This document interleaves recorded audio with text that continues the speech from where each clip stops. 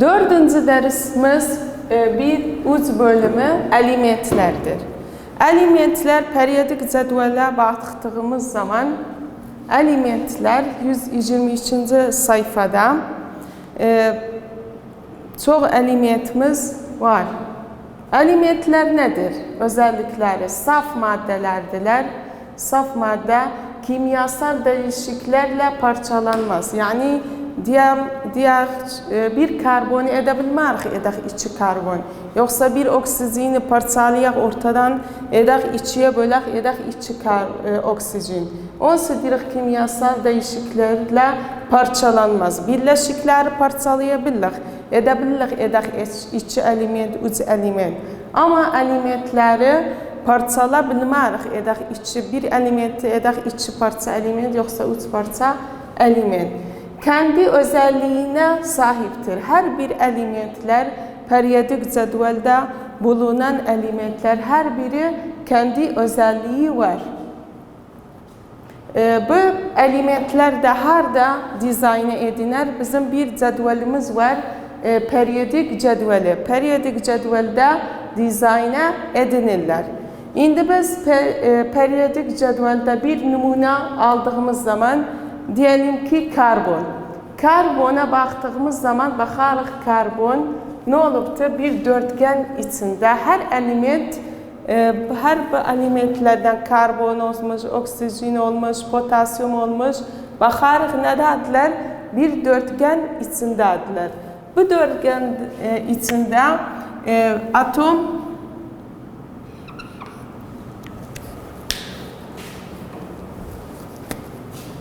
diyelim karbonun atom sembolü nədir? C-dir. Nəçə deyirik C? İndi biz ihtimalda deyək, biz basına deyirik C. Nəçə K'den başlamayıb karbon? Çünki karbon neden alınıb? İngilizce olan adından karbondan alınıbdı. Ninələr bunun birinci harfini alarlar, karbon olarak atom sembolünü koyarlar.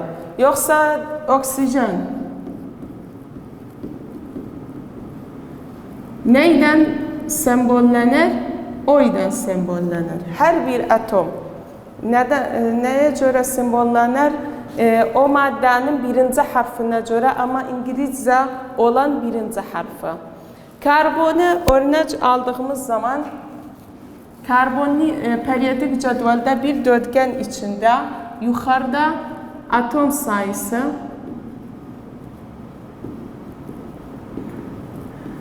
eğer kitabımızda baktığımız zaman karbonu örnek almışıq. Yukarıda bir sayı var. Bu sayıya ne deyilər? Atom sayısı. Aşağıda da başka bir sayı var. Bu da nədir? Atom kütlesidir. Bunlar daha sonra çalmızacılar, bu sayılar nəçə onlar? Karbonun atom sayısı yukarıda, aşağıda da atom kütlesi, ortada da atomik sembolü. Karbonun atomik sembolü nedir? Her bir bu elementlerden neynələr dörtgen içindədir. Dörtgende yukarıda atom sayısı, aşağıda atom kütlesi. Başka bir madde örnek aldığımız zaman berilyum. Berilyum bu şekildedir.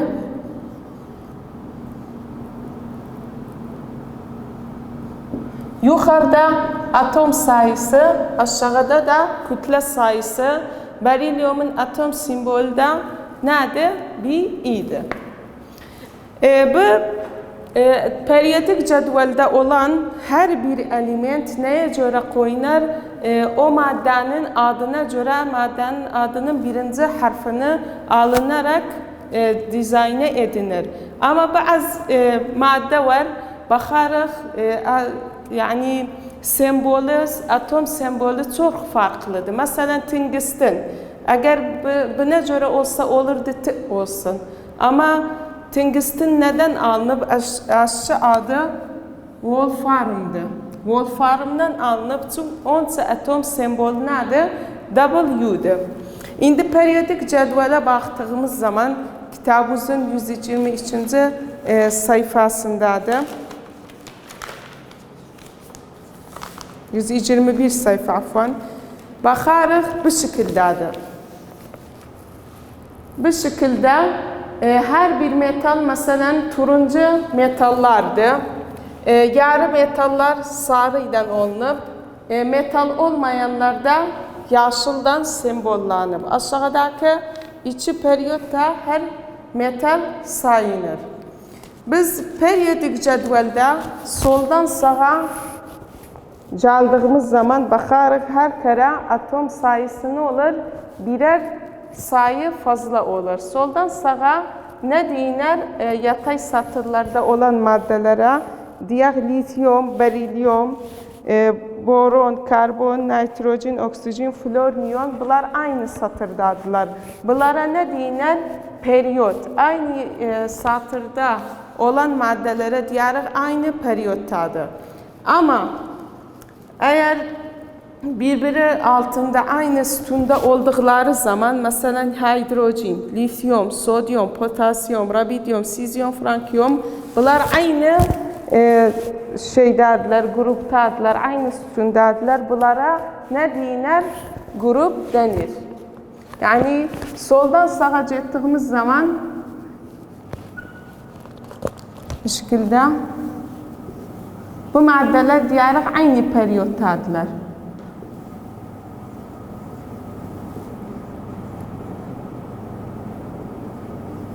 Ama yukarıdan aşağı getdiyimiz zaman bunlara deyərik aynı grupdadırlar.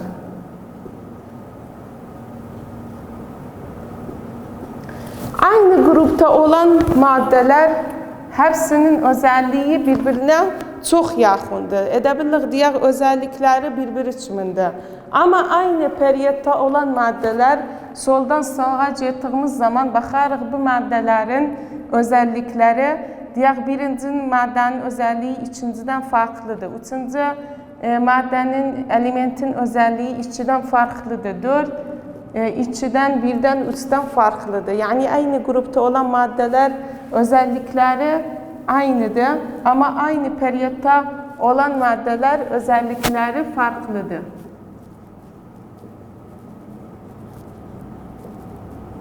Bunların özellikleri farklıdır. Ama aynı grupta olan maddeler özellikleri aynıdır. Hepsinin aynı özelliği var. Periyodik cədvəlin altında baxarıq, burada 2 satır var. Periyodik cədvəlin altında 2 satır grup elementler var.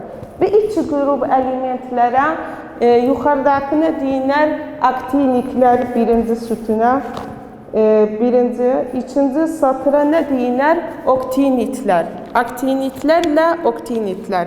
İhtimaldir bu sual aklınıza gəlsin. Neden bir iki satır aşağıya koyunub? Nəçə periyodik cədvəlin ortasında koyunmayıb? Çünki burada 57'den sonra olurdu bura gəlsin. Bura 58 gəlib bura. Burada 89'dan sonra 90 gəlib aşağıya. Bunun sebebi nədir? Periyodik cədvəli hatta daha geniş bir alan tutmasın, bu maddeler birbirine katılmasınlar. Neyipler? Aktinitlerden oktinitleri periyodik cədvəlin altına koyuplar. Bizim elemente baktığımız zaman, bu periyodik cədvəldə göründüğü zaman baxarıq 3'e bölünər. Metallar, yarı metallar, ametallar. Metallar burada turuncu rançtandır. Bakın metallar. Yarı metallar sarıdır. Metal olmayan da yaşıl renkten koyunub. Nasıl? Hatta biz bu elementleri birbirinden ayırdıq. İndi gəldik bu elementler. Baxaq hər birinin özelliği nədir? Metal nədir? Yarı metal nədir? Və ametal nədir? Birinci metallar. Metallar özelliği nelerdir? Metallar elektrik iyi iletirler. Elektrik iyi iletirler. Yani nerede elektrik iyi iletirler? Yani biz edebiliriz. Mesela bakır, gümüş, demir bunlar elementi. Bunlardan edebiliriz elektrik iletmek için kullanak. Birinci özelliği elektrik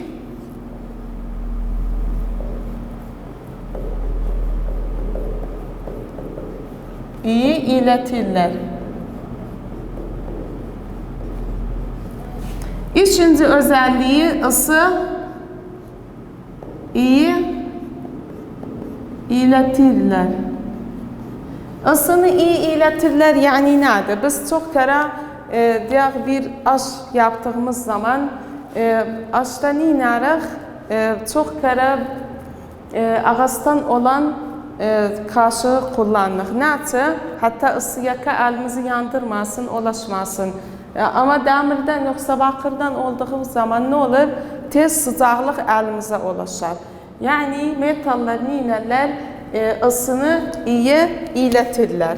Üçüncü özelliği dövülebilirler.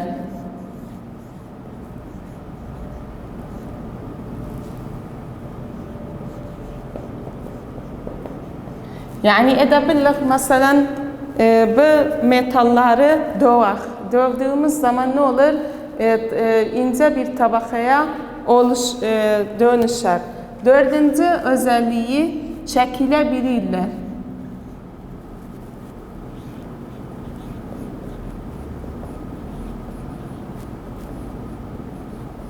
Çekilebilirler ama kırılmazlar.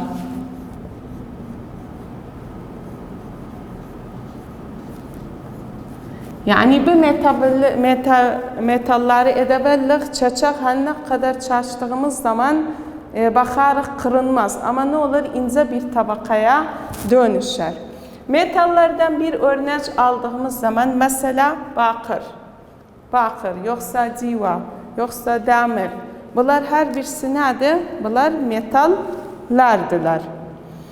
Metallar buna rağmen elektrik iyi iletirler, ısı iyi iletirler. Civanı örnek aldığımız zaman civa oda sıcaklığında tüm elementler arasında en yüksek dereceye yani civa bir yüksek ısı derecesine sahiptir. Birinci grup elementleri periyodik cədvələ baktığımız zaman bakarıq birinci grup elementleri hidrojen harici nedir? Birinci grup hepsi metallardılar. Birinci grup çok yumuşaktırlar. Ama başka metallar var çok serti. Mesela ne kimin? Krom çok serti. Demir ve bakır yoksa altın bunlar neler? Çok çabuk dövülebilirler. Bazı metallar vardı, parlaklıklara sahiptiler. Parlaklık, mesela altın bir metaldı. Bakarıq bir parlaklığı var, parlaklığı nedir? Sarıdır. Yoksa bakır. Bakıra baktığımız zaman bakarıq bir parlaklığı var. Yoksa gümüş. Bunların hepsi parlaklıkları var. Bakır çok kere koyu kırmızıdır. Yoksa başka kahve rengi çiminde gümüş bir gri şeklindedir. Bunlar parlaklığa sahiptirler. Bakır borularda çok kere bakarıq, bakır borularda kullanılır. Nasıl borularda kullanılır? Çünkü bakır elektrik iletkenliği iyidir ve çok enerji kayıp eder. Çok az enerji ister. Ayrıca bundan iyi elektrik iletir. Onun için biz borularda kullanırıq. Ayrıca bundan bakır kuru havada değişikliğe uğramaz. Eğer bir kuru havamız var ise çok maddelerde yoksa fabrikalarda bakır kullanılır. Nasıl kullanılır? Çünkü bakır havada değişikliğe uğramaz. Ama eğer havaya çıktığı zaman nemli bir hava olursa bakırdan oksijen neler reaksiyona girerler.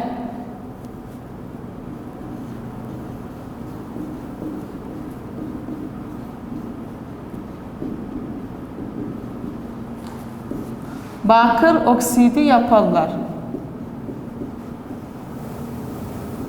Bir işte beraber reaksiyona girdikleri zaman bakır oksidi yaparlar. Yoksa kükürtle diyerler. Yoksa bakır edebilir 17. grup elementlerle. 17. grup elementleri nedir?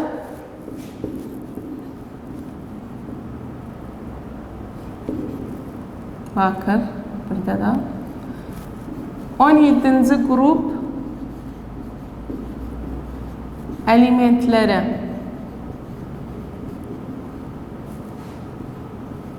Bunlarla reaksiyona girerler. 17. grup nedir?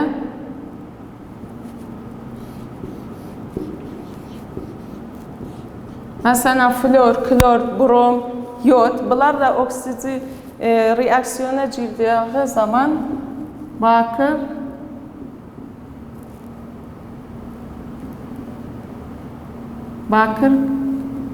klorit yaparlar.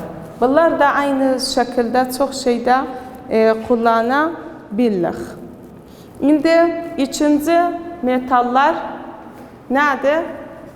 A metallar.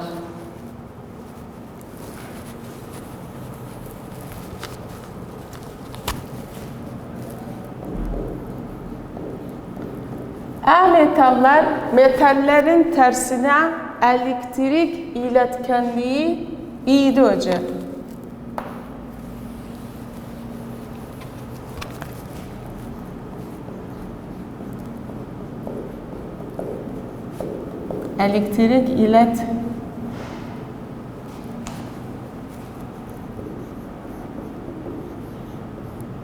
Elektrik iletmezler yoksa edebilirler. Elektrik iletmezler.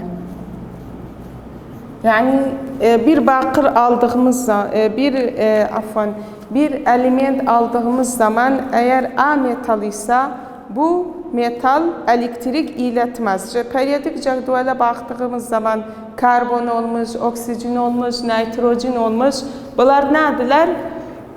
A metaldılar, elektrik iletmezler. İkinci özelliği ısı iletmezler.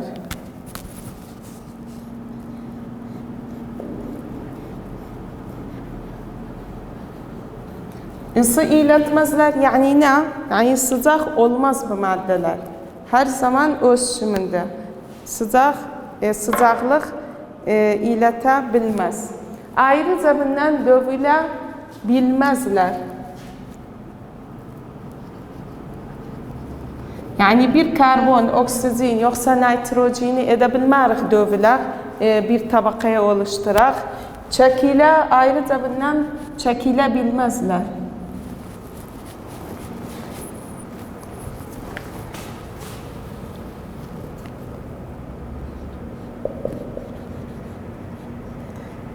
Yani aynı metallerin tersini alırsak edebilir metaldan A metalın arasındaki farkı eğer sorsanız nedir?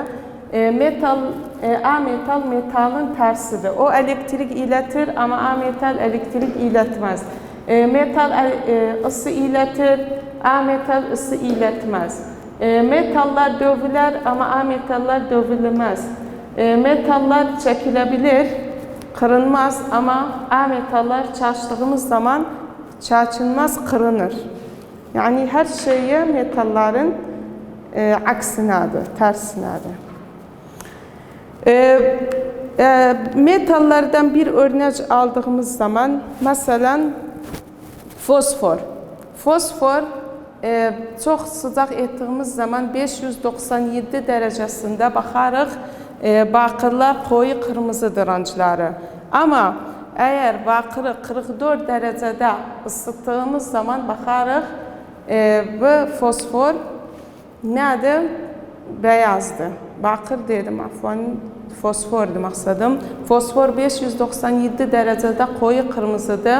Ama fosfor 44 derecesinde beyaz rəngı alır. İndi gəlirik yarı metallar. Yarı metallar yani biraz özelliği metal gibi, biraz özelliği de ametal gibi. Yani yarı metallar elementleri metaldan ametal arasındadır.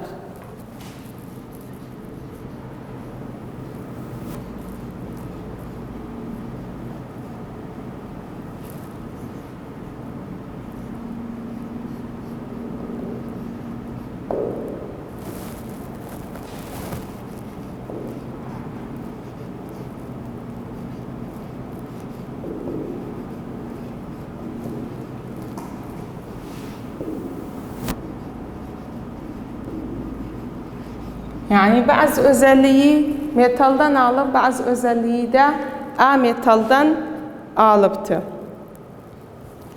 Burada sarı, eğer periyodik cədvələ baktığımız zaman sarı rəngdən yazılıb. Mesela başka bir cədvəlimiz de var. Daha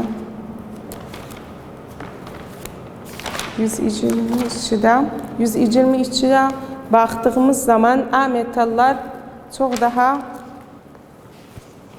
iyi görəsiz.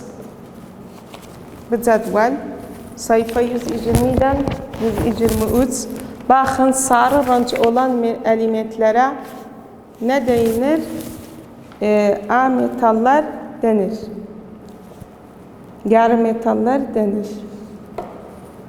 Sarı, mesela brom, silikon, germanyum, arsenik, antimoni, tellurium, bunlar hamısı nədirlər? Yarı metallardılar.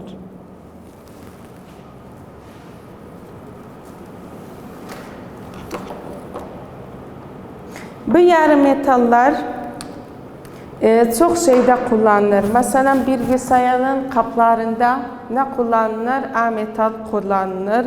Yoksa küçük hasibeler var, küçük hesap makinesi. Onlarda kullanılır. Ayrıca bundan çok tür televizyon çeşitlerinde de kullanılır. Radyo üretiminde kullanılır. Kitabımızda yazdığı için bir şeyler de edebildik, bunları kullanak. İndi başka elementlerimiz var, o da soy gazlar.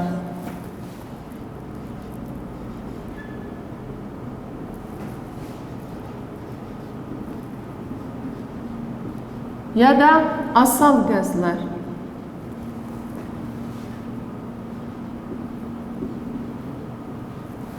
Bu gazlar 18. grupta yer alırlar.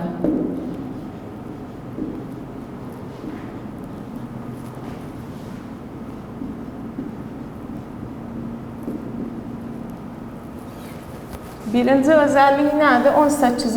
grupta yer alır. İkinci özelliği aktivite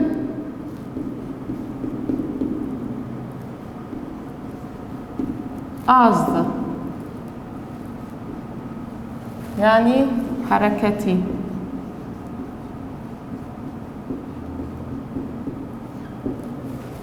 Hareketi azdır. Mesela örnek olarak helium, argon, kripton, neon,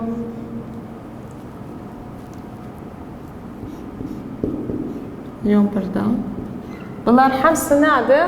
Bunlar hamısı asal gazlardır. Periyodik cədvələ baktığımız zaman bakarıq tüm asal gazlar veya soy gazlar bu şekilde son sütunda olan elementlerdir. Bakır 18. grup yukarıda yazılıb. Bunlara ne deyirlər? Bunlara soy gazlar deyirlər. Ve aktiviteleri çok azdır. Aktive yani ne? Yani hareketleri azdır. Hareketleri çok az olduğundan ninələr az hareket ederler. Bunlara örnek olarak ne de var? Helium, neon, argon, kripton. Çok kere ayrıca bilinen bu maddeler, mesela helium, çok kere bu uçurtma balonlara bindiğimiz zaman neden yapınıp bu uçurtma balonları neon, helium maddeden yapınıptı? Nasıl helium gazdan yapınıp? Çünkü helium yoğunluğu çok azdı. Havada yoğunluğu çok az olduğu için heliumdan yapınıp. Yani kolayca bir helium edebilir yükselsin. Onun için heliumdan yapılar. Neon, argon, kripton aydınlatmada kullanır. Yani çok mesela bu globlar, çok globlar neden yapınıp? Neon, yoksa argon, yoksa kripton elementlerden yapınıp. Nasıl? Çünkü aydınlatmak için kullanılır. Bu gazlar da günlük hayatımızda çok edebilir kullanır. Asıl gazlar hareketleri azdı. Dedik hareketleri azdı. Maksadımız nedir? Yani bu asıl gazlar edebilmezler çok aktif olsunlar. Başka elementler için çok hareket etsinler. Periyodik cədvəldə iki sütunda yer alan dedik aktinitlərdən oktinitlər aşağıda, sonra bunda yenə baxın, aslında daha güzel bir şəkildə görünür elementlər. Bu periyodik cədvəldə bazı elementləri daha sonra olur neyək? Atom sayısını əzbərləyək. Məsələn, hidrogendir, oksigendir, karbondur. Bunları olur neyək? Əzbərləyək. Daha iyi bazı sorular var. Edebildik neydən həll edək? Məsələn, atom sayısını istər, yoxsa kütlə sayısını istər. Neydən edebildik?